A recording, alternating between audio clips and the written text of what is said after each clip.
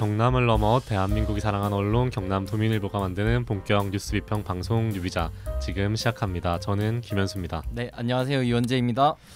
네, 오늘 제가 가져온 기사는 네. 조선일보 7월 2일자 일면에 보도된 네. 기사인데요.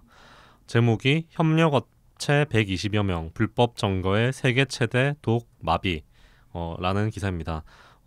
무법천지 노조공화국이라는 이제 기획 연재를 네. 했는데 거기에 상편에 해당하는 기사입니다. 제목이 참 무법천지 노조공화국. 예. 자극적으로 일단 시작하네요. 그래서 우선 일단 이 협력업체 농성이 어떤 일인지 간단하게 설명을 드리면 대우조선 옥포조선소, 그러니까 그 거제에 있는 조선소입니다.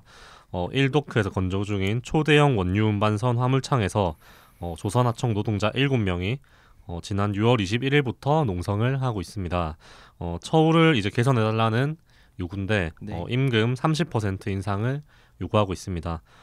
이들 주장은 경력이 20년이 넘는 숙련 하청 노동자들이 임금을 월 300만 원도 채 못 받고 있다는 겁니다.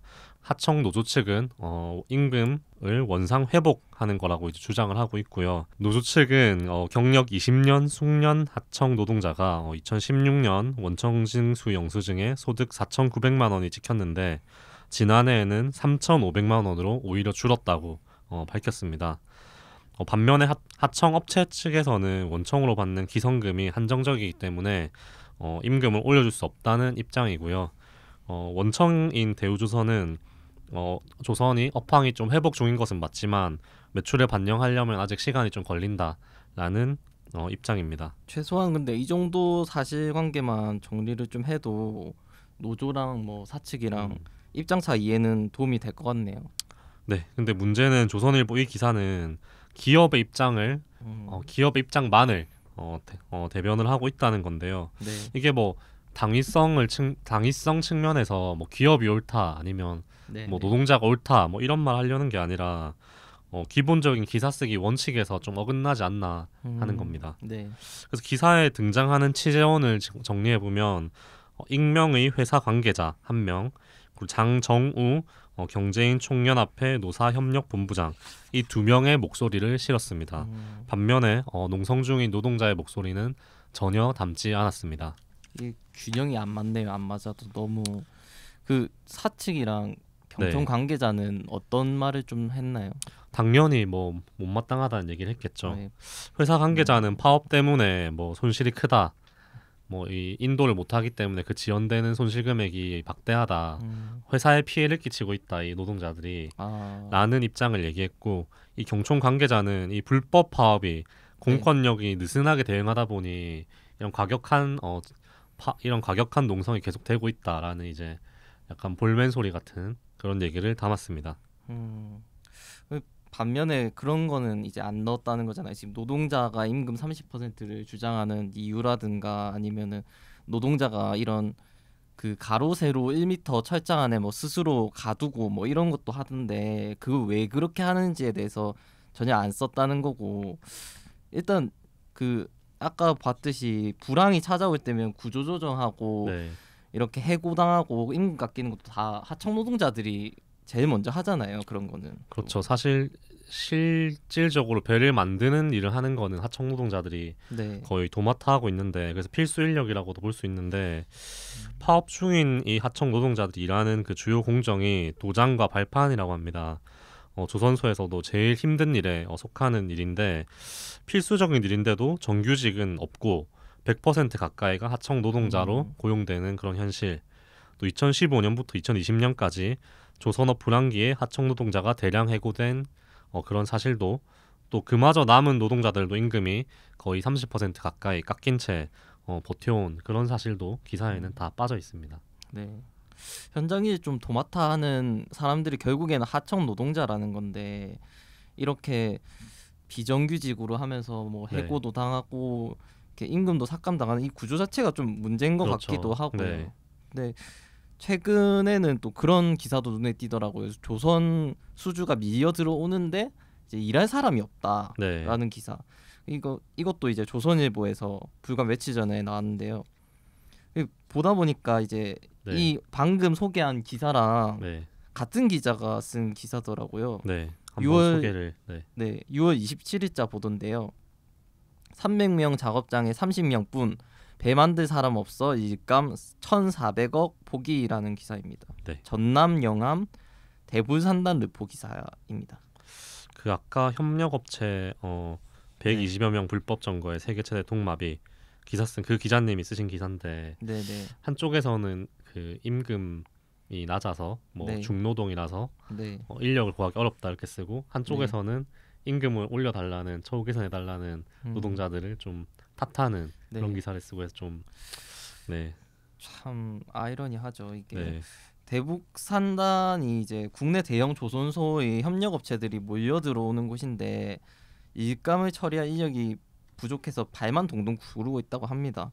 그 일손이 부족해 포기한 일감만 1,400억 원에 달한다라는 현장 목소리도 네, 생생하게 전하려고 하고 있고요. 네. 그러니까 이게 일손이 부족한 이유가 저임금 중노동 구조이기 때문인데, 네. 그러니까 돈은 적게 받는데 일은 힘드니까 다 육지로 이제 떠났는데 네, 그 구조를 개선해달라는 게 이번 하청 노동자들의 그런 요구잖아요. 그렇죠. 근데 이 저임금 중노동이라는 지적도 이 기사에서는 전달하고 있습니다.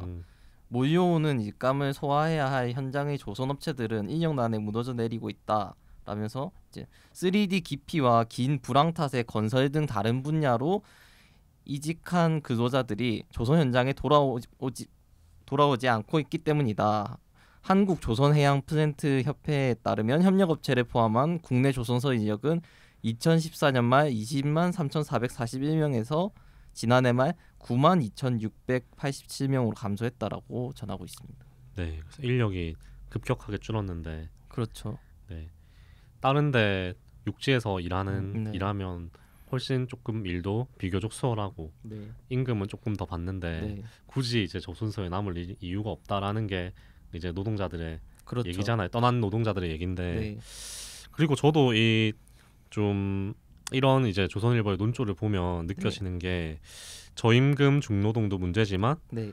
저임금 중노동을 해결하려는 노동자의 방식은 온건해야 된다. 그러니까 이게 네. 근데 이게 온건한 음. 방식으로 해결이 가능했으면 진작에 네. 온건하게 하면 해결을 안 해주잖아요. 온건하지 않게 해도 네. 안 해주지만 문제를 지적했는데 문제를 해결하는 방식은 과격해서는 안 된다라는 게 이제 네. 이 조선일보의 논조라고 저는 느껴지는데 네.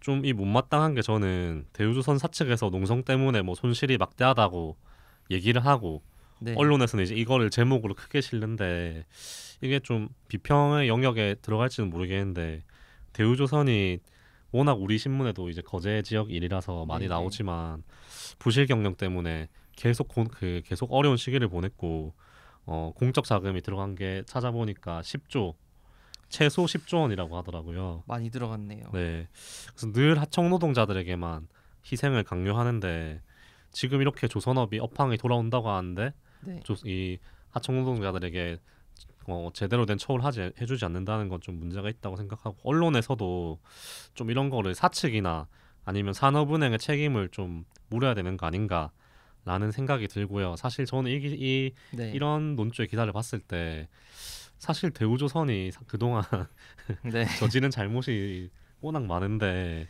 네. 뭐 대우조선 사장이 얼마 전에도 보니까 뭐 손해배상 소송 지금 걸려갖고 아직도 소송하고 계시던데 네. 고재호 전 대우조선 사장이 5조 원대 회계 사기로 지금 징역 9년 선고받고 복역 중인 걸로 알고 있고요. 네. 이 사건이 이제 2015년에 대우조선에서 2분기 실적 발표를 했는데 없던 손실이 갑자기 쑥 나와가지고 그게 무려 3조 원이 달했거든요. 네. 그러니까 3조 원의 영업 손실을 갑자기 발표한 거예요. 그동안 계속 영업이익이 났다고 공신했는데 그래서 이게 내용을 보니 그동안 해양 플랜트 손실이 실적에 반영이 안 됐다라고 했는데 실적에 반영이 안 됐다는 말이 한마디로 그동안 영업이익 났다고 했던 게 다 사기다라는 네. 거였고 일례로 2013년에 실제로는 8,400억 적자가 났었는데 이거를 반영을 안 해서 4,200억 흑자가 났다고 공시를 하기도 했었고요. 그래서 2015년 한 해 동안 5조 5천억 원의 적자가 난 게 밝혀지기도 했습니다. 알려진 바에 따르면 경영진이 영업 손실이 계속 나는데도 네. 이익이 난 것처럼 이제 회계장부를 꾸며서 네. 대출을 받고 또 성과급 잔치를 하고 뭐 이런 거는 뭐 몇 년 전에 보도가 워낙 많이 됐던 거라 네. 뭐 아시는 분들은 아실 테고 이때 주식 투자했던 개미들도 아마 엄청난 손실을 봤을 거거든요. 그래서 대우조선이 좀 여러 가지 물론 이거 자체만으로 대우조선이 뭐 불황에 빠졌다라고는 할 수는 없지만 네. 네. 이런 일도 있었다라는 건데 사실 이런 거는 다 빼놓고 하청 노동자들한테 너희들 저임금 받고 일해라라고 하는 거는 조금 무리가 있다. 그리고 그 방식이 이렇게 온건한 방식으로도 해결이 됐으면 네. 이렇게까지 안 왔겠죠. 근데 이렇게까지 하는 이유를 좀 들어봤으면 좋겠는데 그런 거 전혀 안 듣고 있다는 게 아쉬움이 많이 남습니다. 네. 그 기업을 이렇게 쭉 방금 말씀하신 걸 살펴봤을 때 근데 이런 거를 다 덮어두고 생각해 보면은 되게 성실한 우리 경제에 기여하는 기업을 노동자들이 발목 잡는 것처럼 얘기를 하는 거잖아요. 그러니까 네. 이 하청 노동자들이 자기들의 임금을 깎고서 이제 그동안 네. 희생을 해온 거잖아요, 사실은. 그렇죠. 근데 임금을 다시 원래대로 돌려달라고 하니까 네. 깎은 임금대로 계속 다녀라고 하는 거잖아요. 물론 네, 그렇죠. 뭐 사측에서도 주장하는 거, 사측에서도 이제 업황이 돌아왔으니 시간이 필요하다라는 것도 뭐 일견타당하다고 볼 수 있을지 모르겠는데 이제 그거는 이제 뭐 노사 간의 주장이고 언론이 보도할 때는 최소한 균형은 네. 맞춰야 된다는 거거든요. 네, 그렇죠. 다음 주에 또 알찬 소식으로 찾아뵙도록 하겠습니다. 저는 김현수였습니다. 네, 이원재였습니다. 감사합니다. 감사합니다.